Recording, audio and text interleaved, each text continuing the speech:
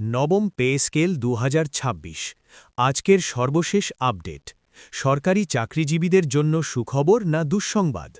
আসসালামু আলাইকুম সম্মানিত দর্শক, আশা করি আল্লাহর রহমতে সবাই ভালো আছেন।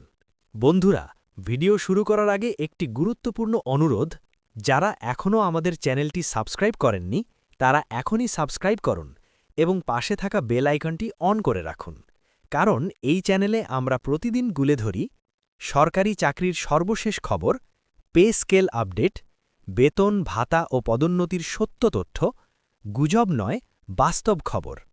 আজকের ভিডিওটি শেষ পর্যন্ত অবশ্যই দেখবেন, কারণ মাঝখানে ও শেষের দিকে রয়েছে খুবই গুরুত্বপূর্ণ তথ্য ও বিশ্লেষণ, যেটা আপনার জীবনে প্রভাব ফেলতে পারে। আজ আমরা আলোচনা করব নবম পে স্কেল আসলে কী, কেন নতুন পে স্কেল জরুরি হয়ে পড়েছে, আজকের সর্বশেষ সরকারি আপডেট, অর্থ মন্ত্রণালয়ের অবস্থান, কর্মচারীদের দাবি ও আন্দোলন, সম্ভাব্য বেতন কাঠামো, বাস্তবায়ন হলে কে লাভবান কে ক্ষতিগ্রস্ত, কবে আসতে পারে নবম পে স্কেল, গুজব বনাম সত্য। তাই ভিডিও স্কিপ না করে ধৈর্য ধরে দেখুন। বন্ধুরা, বর্তমানে বাংলাদেশে সরকারি কর্মচারীরা বেতন পাচ্ছেন অষ্টম জাতীয় বেতন স্কেল অনুযায়ী। এই বেতন স্কেল কার্যকর হয়েছে বহু বছর আগে। সময়ের সাথে সাথে দ্রব্যমূল্য বেড়েছে, বাসা ভাড়া বেড়েছে, চিকিৎসা খরচ বেড়েছে, শিক্ষা ব্যয় বেড়েছে, কিন্তু সেই তুলনায় বেতন বাড়েনি। এই কারণেই সরকারি কর্মচারীদের দীর্ঘদিনের দাবি নবম pay scale, ninth pay scale. বন্ধুরা, একটু বাস্তব চিত্র দেখি। একজন তৃতীয় বা চতুর্থ শ্রেণীর কর্মচারীর পরিবারের খরচ চালাতে হিমশিম খাচ্ছেন। সন্তানের পড়াশোনার খরচ, চিকিৎসা খরচ বহন করা কঠিন, মাস শেষ হওয়ার আগেই বেতন শেষ। এই অবস্থায় নতুন পে স্কেল ছাড়া জীবনযাপন করা প্রায় অসম্ভব। এ কারণেই নবম পে স্কেল কেবল বিলাসিতা নয়, এটি এখন প্রয়োজন। আজকের সর্বশেষ তথ্য অনুযায়ী অর্থ মন্ত্রণালয়ে বিষয়টি নিয়ে আলোচনা চলছে। সংশ্লিষ্ট দপ্তর থেকে তথ্য সংগ্রহ করা হয়েছে। কর্মচারী সংগঠনগুলো একাধিকবার স্মারকলিপি দিয়েছে।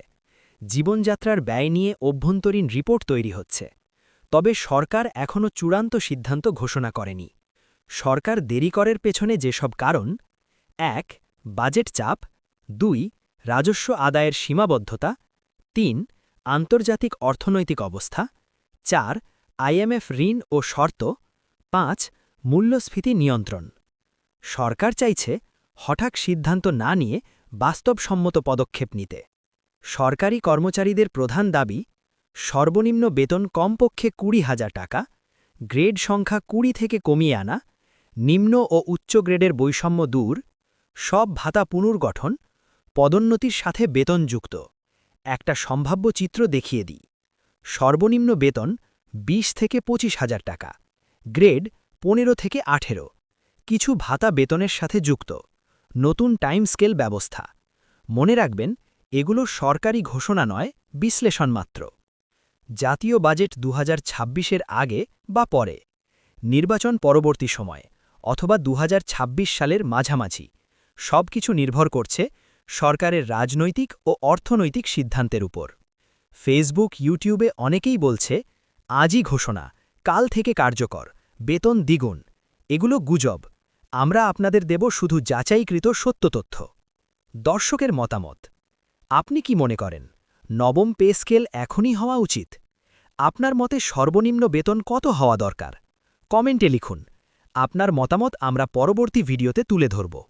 সমাপনী: আজকের এই দীর্ঘ ভিডিওতে আমরা চেষ্টা করেছি নবম পে স্কেল নিয়ে সম্পূর্ণ বাস্তব চিত্র তুলে ধরতে।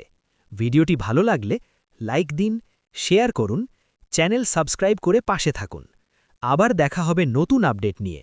আল্লাহ হাফেজ।